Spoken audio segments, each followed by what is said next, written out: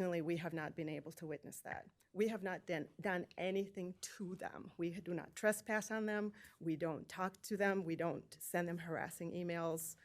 Obviously, there's plenty of evidence because Hennepin County granted me the restraining order, and they don't do that lightly.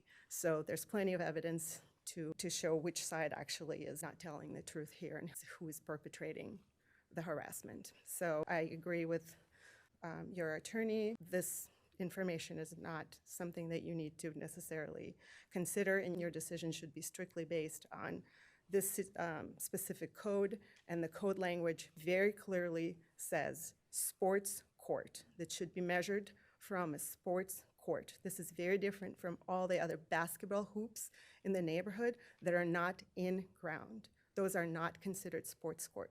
This is considered a sports court, and it's different from all the other basketballs in the neighborhood, none of which are in between houses. They're either on the garages or they're in the front yard. This is the only one that's in between houses in such a densely packed area.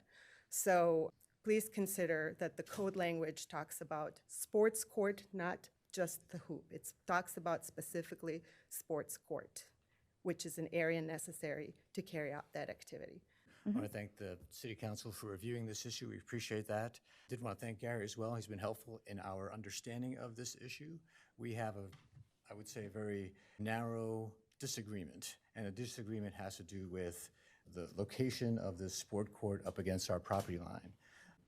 And it's good to see our neighbors, and I also want to say this is not whether we're pro-basketball or anti-basketball. That's irrelevant. It has to do with whether this court is too close to our property line.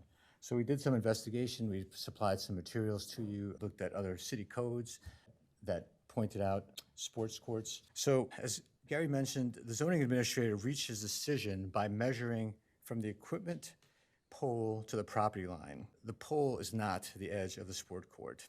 Section 36-162D1, paragraph B of the zoning code says clearly that the measurement must be taken from the sport court. It specifically does not say that it's taken from any equipment within that sport court. And while the code does not define sport court, has been acknowledged, I think, by your general counsel as well as the zoning administrator. At the BOZA hearing, the administrator himself said a sport court is activity dependent. And this is consistent with all the research that we've done. It's activity dependent. In this case, the activity is basketball, which indisputably involves going in front of the hoop, underneath the hoop, and past the hoop, as is just a standard practice, and that's what's happened in our case. So I emailed this to Gary, but didn't make